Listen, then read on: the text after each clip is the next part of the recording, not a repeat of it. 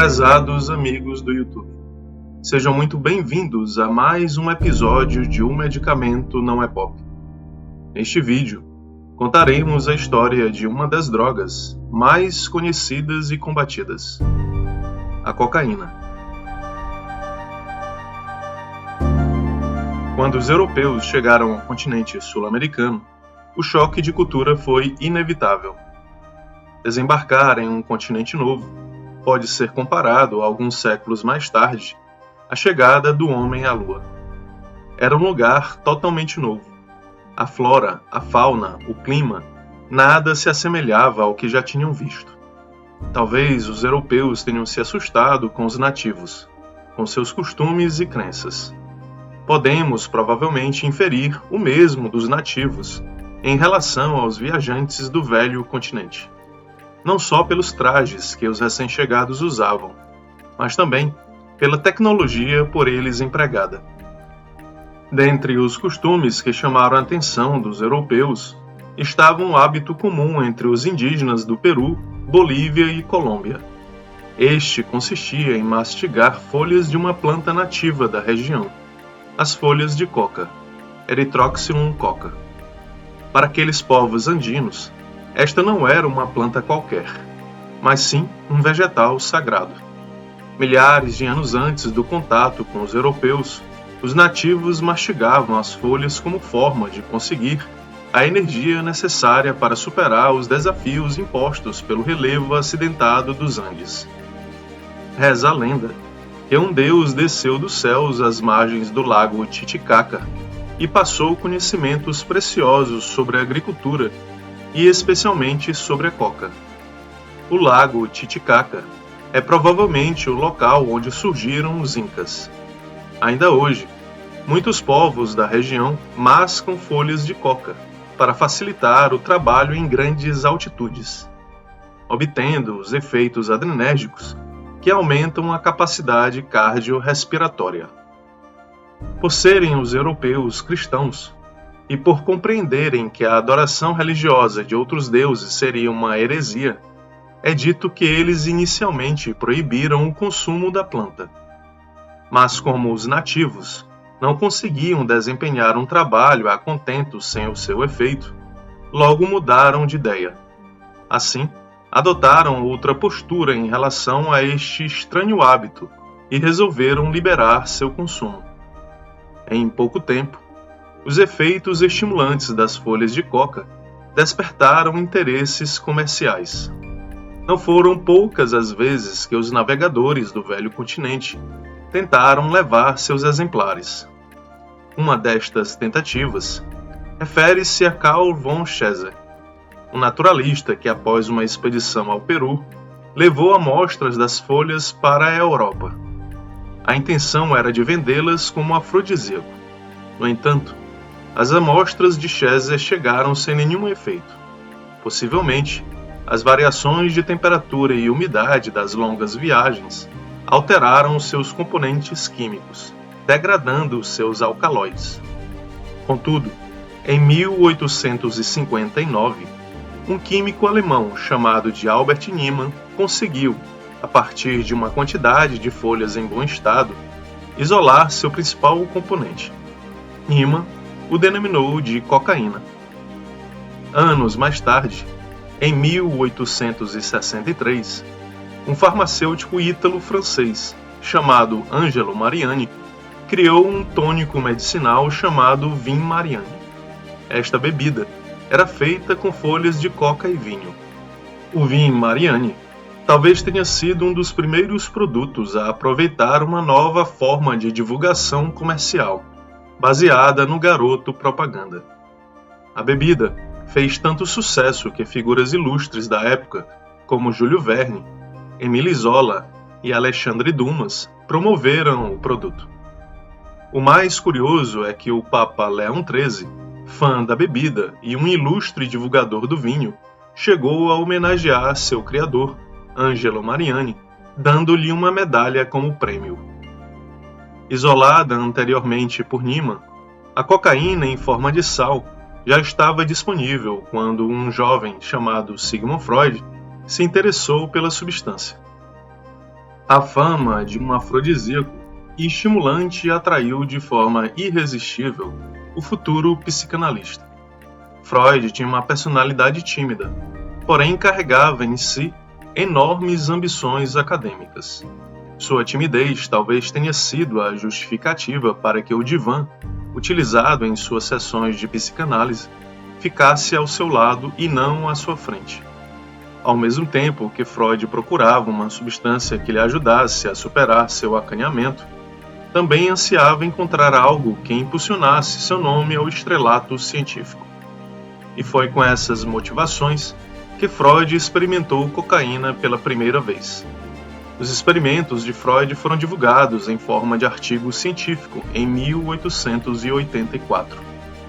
Este artigo chama-se Ubercoca, sobre a coca em tradução livre. O trabalho pode ser considerado uma apologia aos potenciais efeitos terapêuticos da cocaína. Ele achava que a cocaína poderia ser a solução para vários problemas mentais, como neuroses, histerias, fobias e até mesmo para a dependência à morfina. Freud receitou a substância para várias pessoas. Além disso, distribuiu a substância para vários de seus colegas e até mesmo para sua noiva. Dentre seus colegas estava o oftalmologista vienense Karl Koller. Este se interessou pelo efeito anestésico, que é relatado brevemente por Freud. A cocaína e seus sais têm uma anestesia marcada quando posto em contato com a pele e membranas de mucosas em solução concentrada. Koller resolveu fazer uma cirurgia oftálmica usando a cocaína como anestésico local. A cirurgia foi um sucesso e a anestesia local deu, a partir desse fato, seus primeiros passos. A cocaína se tornava um produto cada vez mais conhecido. O sucesso comercial do Weimariani e a divulgação acadêmica feita por Freud deram respaldo e mídia à droga. Contudo, um fato sedimentou ainda mais sua popularidade. Em 1886, um farmacêutico americano chamado John Pemberton, que trabalhava na farmácia Jacob em Atlanta, na Geórgia, criou a fórmula da Coca-Cola. Pemberton era veterano de guerra de secessão norte-americana. Durante uma batalha, se feriu, tornando-se dependente de morfina. Ao retornar para sua cidade, o farmacêutico ouviu sobre a cocaína como medicamento no tratamento de dependência à morfina, além do enorme sucesso do Weimariani. Com estas informações, resolveu criar uma nova bebida como forma de agradar os clientes de seu estabelecimento. Foi neste contexto que Pemberton desenvolveu o xarope que se tornaria o refrigerante mais consumido do mundo. Sua primeira versão, denominada de French Wine Coca, continha álcool na formulação. Todavia, Pemberton optou por retirar o álcool lançando a Coca-Cola. Na época, o movimento da temperança, que defendia o consumo moderado de álcool, estava cada vez mais forte. Bebidas com álcool não eram bem vistas. Portanto, a Coca-Cola nasceu adequada ao seu tempo. Sua fórmula, além de cocaína, continha extrato de noz de cola, ácido fosfórico, corantes e sacarose. Com seu sucesso, vários produtos à base de cocaína foram lançados em todo o mundo. Alguns deles não seguiram o modelo da Coca-Cola, incorporando o álcool na sua fórmula, como a Coca des Incas e o Vin des Incas. Estas bebidas fizeram um especial sucesso nas altas classes que se reuniam em farmácias e bares para ingerir cada vez mais cocaína. No fim do século XIX, mais precisamente em 1896, a Sociedade Médica do Estado de Connecticut, em Nova York, já observava os crescentes casos de abuso de cocaína que até aquele momento era vista como uma droga milagrosa. A Sociedade Médica aconselhava restringir seu uso apenas como anestésico local. Então, no início do século XX, algumas publicações começaram a manchar a imagem de droga milagrosa construída na segunda metade do século anterior. Em 1902, a escritora Anne Myers publicou o livro 80 Years in Cocaine Hell, 8 anos no inferno da cocaína, em tradução livre. No livro autobiográfico, Anne conta que após usar Byner's Catar Powder, que continha cocaína e era usado para tratar resfriados, sua vida foi transformada de uma viúva com bons relacionamentos na alta sociedade de Chicago a ladra e falsificadora de cheques. Tudo para sustentar seu vício. O livro foi um grande best-seller.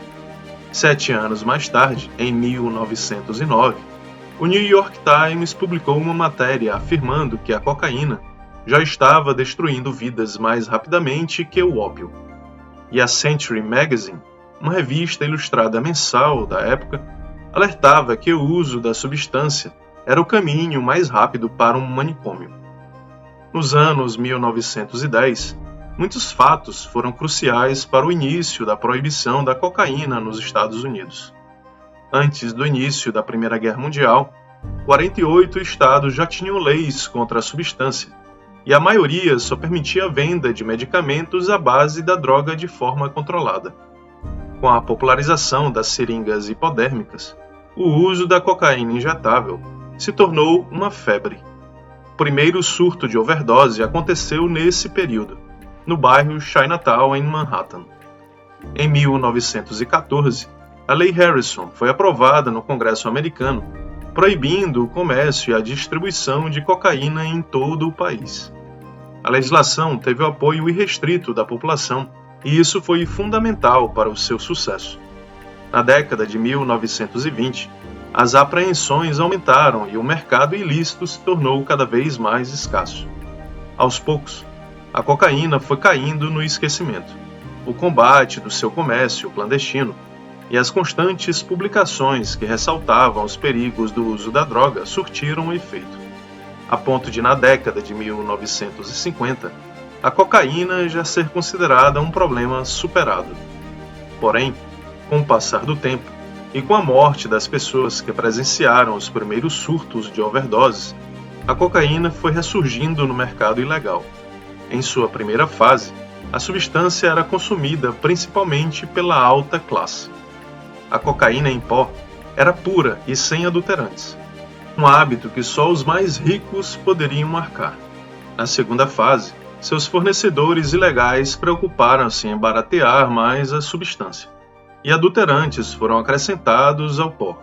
Com isso, a partir da década de 1960, a droga se tornou mais barata, favorecendo seu acesso pelas classes mais baixas da sociedade. Estima-se que em 1985, a cocaína já era utilizada por aproximadamente 30 milhões de pessoas. No fim dessa década, uma nova forma de apresentação começou a aparecer no mercado clandestino: o crack. Esta nova formulação ampliou drasticamente o mercado consumidor do tráfico, conseguindo definitivamente atingir todas as classes sociais norte-americanas, do rico ao pobre. O crack surgiu em bairros pobres de Nova York, Los Angeles e Miami. O baixo preço da substância e a possibilidade de fabricação caseira atraíram consumidores que não podiam comprar a cocaína refinada, mais cara e por isso de difícil acesso. Os jovens, atraídos pelo seu custo, viram no crack uma opção para obter os mesmos efeitos intensos adquiridos na administração da cocaína injetável, porém sem risco de contaminação pelo vírus do HIV, uma epidemia na época. O crack é a cocaína em forma de base livre, e seu nome vem do barulho que as pedras fazem ao serem queimadas durante o uso. A principal diferença entre a cocaína em sal, que pode ser cheirada, injetada e até mesmo ingerida por via oral, e o crack, é o fato deste último possuir um ponto de ebulição mais baixo, em aproximadamente 90 graus Celsius. Esta propriedade favorece sua administração pela via respiratória. Seu sucesso comercial se deve tanto por ser barato quanto pelo seu rápido efeito. Com o passar dos anos, o crack e cocaína se tornou um grande problema social em diversos países, em especial nos em desenvolvimento, como o Brasil, tornando-se um desafio real para gestores de saúde pública e para a própria economia. De planta sagrada à droga de abuso, a cocaína é, indiscutivelmente, uma das substâncias que mais impactaram a história da humanidade, Sem sua descoberta, a anestesia cirúrgica talvez ainda estivesse engatinhando. Por outro lado, também não teríamos criado o tráfico, a máfia e as mortes que vitimaram direta e indiretamente gerações de indivíduos em todo o mundo.